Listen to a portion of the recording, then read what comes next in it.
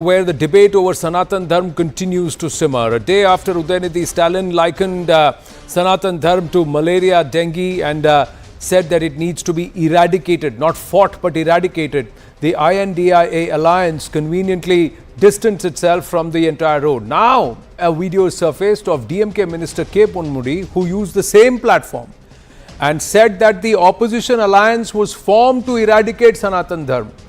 And even his comments sparked yet another war of words. Meanwhile, the BJP has released a video of DMK Neta Andimuttu Raja, who's linked Sanatan Dharma to HIV and leprosy, and now he's seen saying that Hinduism is a menace not just in India, the world over, and it needs to be eradicated. It's a series of comments like this, and which has led the BJP to question the alliance and the top leadership of the Congress party and their silence on this entire issue.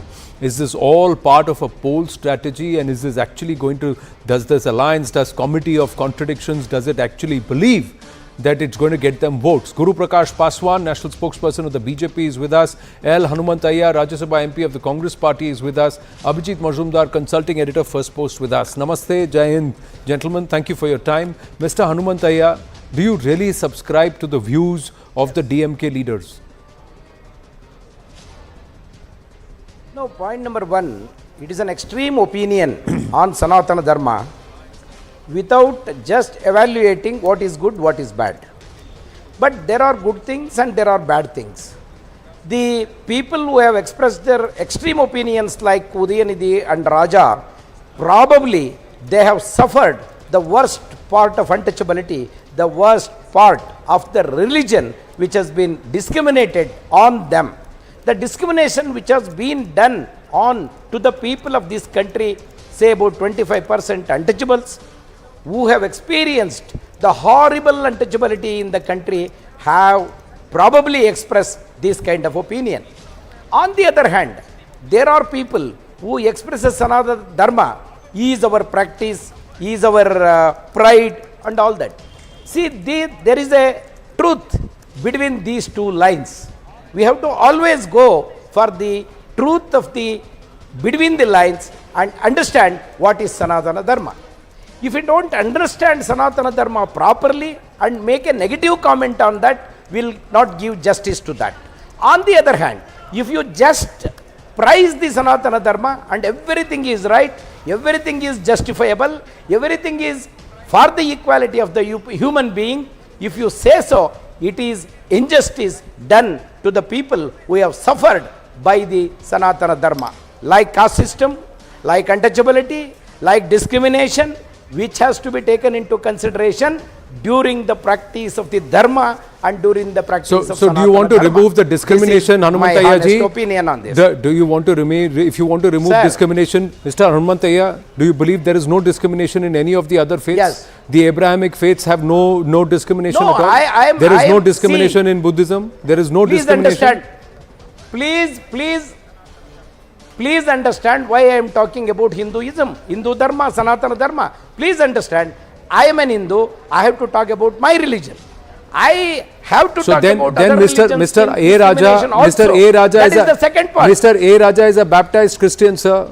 There are reports that some of the other leaders have also embraced Christianity. No, then do they have the right to eradicate Sanatan Dharma? Do they have the right to say that, sir? If you are saying you are a Hindu, you can speak about your religion.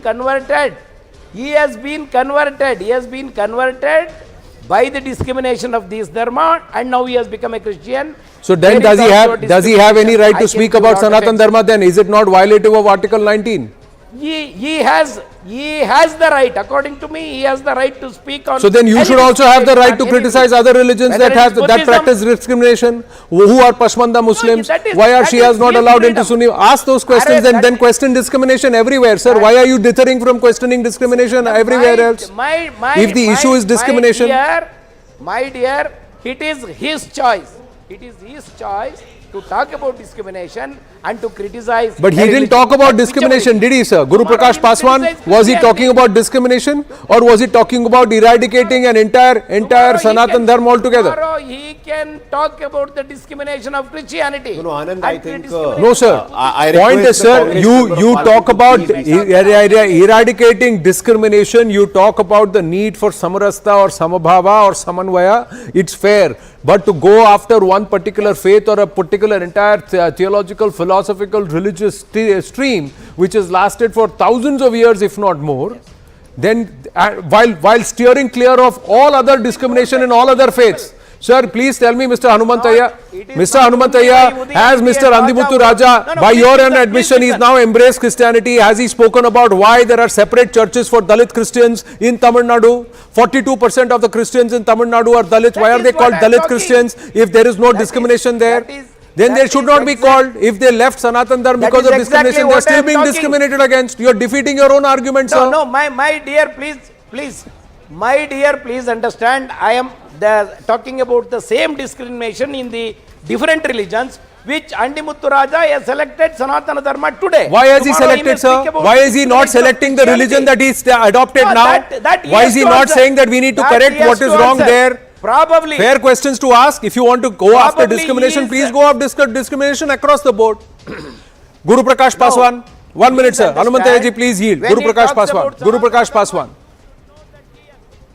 The fight is against discrimination. The fight is against elitism. No, Anand, we must understand that there is a whole effort, there is a project to liken Sanatan Dharma is equal to caste discrimination. I want to ask the Congress member of Parliament, your parents named you Hanumantaya. Your name has a Hanuman in it. If you have a problem with Sanatan Dharma, why don't you remove the name Hanuman from your name, sir? You cannot. Because the country is rooted, the civilization is rooted in the name of Sanatan Dharma. Anand, what irks me, the fundamental problem is that there are theories, there are interpretation. The Sanatan is different in North, the Sanatan is different in South. If that is the case, then why an Adi Shankaracharya, who was born in Kerala, is building mathas across the 4 directions in the country? And listen to the other extreme. Some of the commentators have said, even Ambedkar said, this is the problem. The selective quoting of Ambedkar. Ambedkar also said that I consider Sri Ramanujacharya as my guru, the paragon of Sanatan Dharma. And DMK of all the political party, DMK of all the political establishment has zero locus standi to speak on caste structure. There is a caste structure within the DMK. Who will be the DMK president? One family. The seat is reserved for one family. There are no other people. There are no other competent people. If the DMK is in power in Tamil Nadu, the seat of chief minister is reserved. I want to ask you that if Sanatan Dharma is different, I have a book, Kanak Dasa. Kanak Das came from lower caste.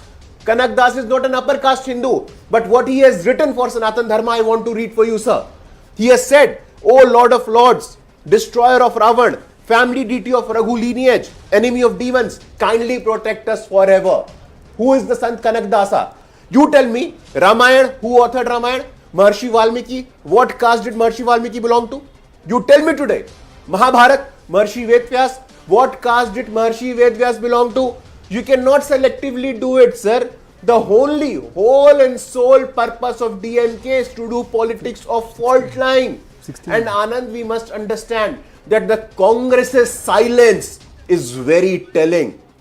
It's the Congress's approval. Sonia Gandhi, madam, hasn't spoken a word. Rahul Gandhi hasn't spoken a word. Priyanka Gandhi hasn't spoken a word. I was listening to Mr. Rahul Gandhi. Mr. Rahul Gandhi said in Sciences Po University in France that there are no place for people from lower caste. But the reality is, when for the first time in the history of our country, we had a woman from the Adivasi community reaching the highest constitutional office in the country, it was the leaders from Rahul Gandhi's own party who insulted her on a daily basis. I want to ask Mr. L. Hanumantaya today, what is inclusion according to you? What is social justice according to you? If you have any facts, if you have any logic, I throw an open challenge to you tonight. Please come and discuss. Who is Kabir? What caste did Kabir belong to? What caste did Sant Ravidas belong to? I want to ask you tonight, please don't liken Sanatan Dharma is equal to caste discrimination. We agree caste is a problem. And caste is a problem because of people like you. 1 minute. Because of but sir, casteism, like elitism, like groupism, sectarianism is a problem across faith, not just one grouping. So then you hold on everybody. And point is, sir, those who have been weaned away from Sanatan into another faith, they are still discriminated against there. So those who go there should actually raise voices there. Mr. Hanumantaya, please respond, and then Abhijit Majumdar. Yes. My friend just now expressed the opinion of Kanakadasa. I think Kanakadasa stands for the discrimination in the Sanatana Dharma.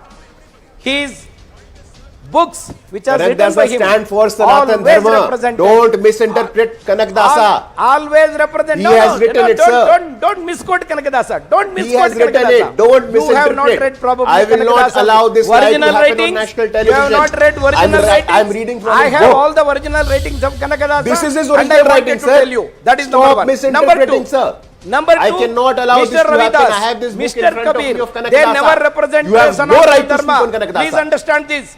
Ravidas This is cannot what is he Ravidas representing? cannot What else is No, but who are you to decide? Sir, who are you to decide who can? You are no, that's the beauty of Sanatan Dharma, sir, that nobody can decide, nobody is a custodian of it and nobody can decide it. Abhijit Majumdar, is this being done with a deliberate design? And the other part is, sir, should some of these people be taken to court for disrespecting a religion and absolute hate speech under Article 19? Freedom of speech does not allow you to go ahead and deride another religion, especially when you no longer practice that faith.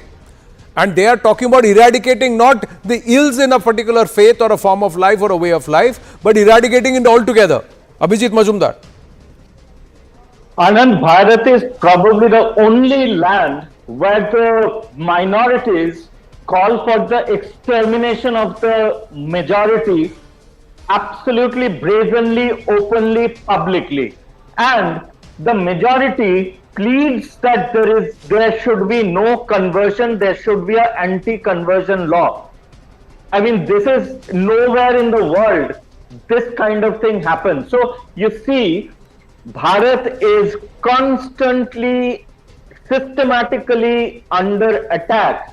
And how the glue of Bharat, that is Sanatan Dharma, is constantly under attack. Because that binds India, that is Bharat. Whether you're Hindu, Muslim, Christian, Sikh, Jain, Parsi, it is the cultural glue that binds Bharat. From what binds Manipur to Karnataka or Bengal to Kerala, it is, or Kashmir to Kanyakumari, it is Sanatan Dharma, which has constantly reinvented itself, which constantly, which believes that God resides in everybody, which constantly reforms itself, which throws out the elements, the impurities, the evil that creeps into it. So, the only way to break India is to break Sanatan Dharma, attack Sanatan Dharma, and I'm sorry to say this India alliance has been behaving like a Break India alliance.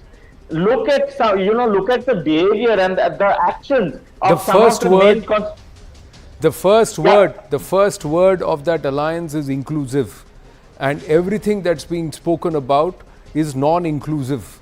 That's where the larger question is, that why some of the tallest leaders of this alliance are steering clear of forming a comment or openly saying that no, we reject this outright.